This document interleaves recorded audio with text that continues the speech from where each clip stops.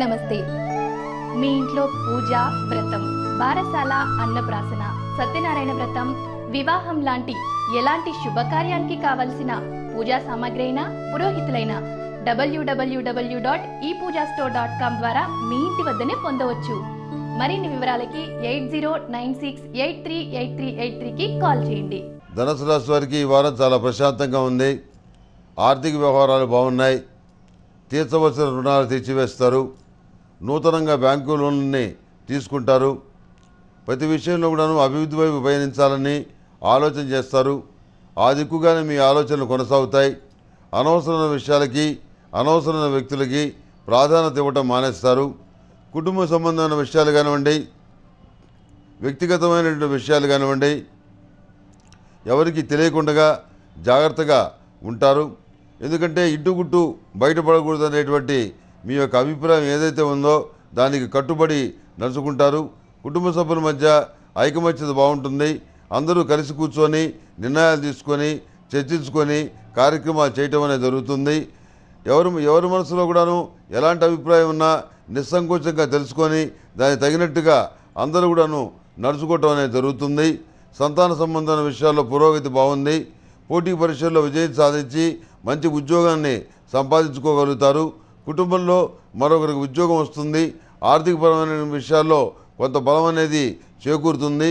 Union వ్యవహారాలు, అదేవిధంగా సభ్యులు, ధర్నాలు వంటివి చేయగలుగుతారు. చురుగ్గా పాల్గొనగలుగుతారు. ఆధ్యాత్మిక కార్యక్రమాల్లో కూడాను చాలా విశేషంగా చురుకుగా పాల్గొనగలుగుతారు. ఈ నేపథ్యంలో పాత మిత్రులు ఎదురై కొన్ని ప్రపోజల్స్ మీ ముందుకు తీసుకురావడం జరుగుతుంది.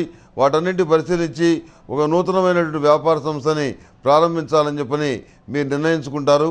ఆ కోణంలో మీ ఆలోచన విధానం ఏదైతే ఉందో దాన్ని అందరూ కూడాను ఒప్పుకోవటం అనేది జరుగుతుంది.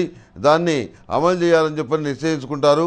దానికి సంబంధించినటువంటి స్థలాన్ని కానివ్వండి, ఇతరత్ర విషయాలు కానివ్వండి, ప్రాథమికమైన అంశాలు కానివ్వండి పూర్తి చేయటం అనేది జరుగుతుంది.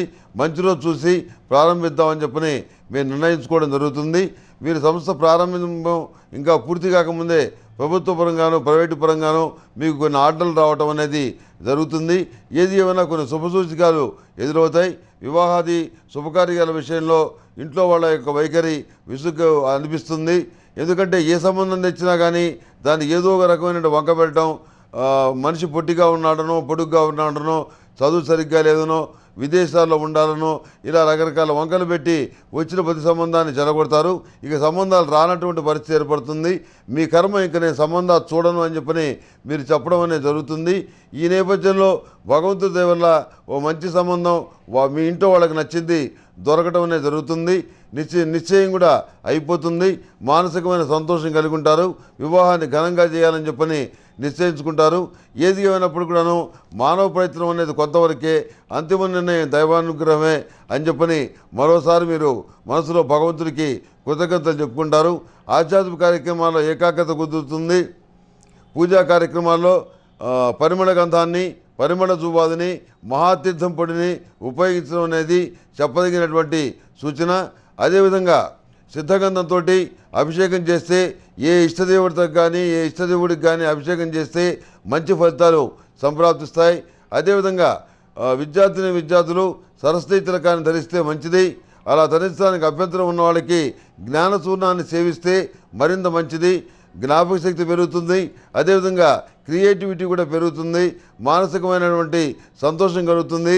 ఖచ్చితంగా మీరు మెరిట్ మార్కులు సాధించడానికి చేసే ప్రయత్నాలు ఏవైతే ఉన్నాయో అవి 100కి 100 విజయవంతమైన ఫలితాల రూపంలో మీకు అంది వస్తాయి.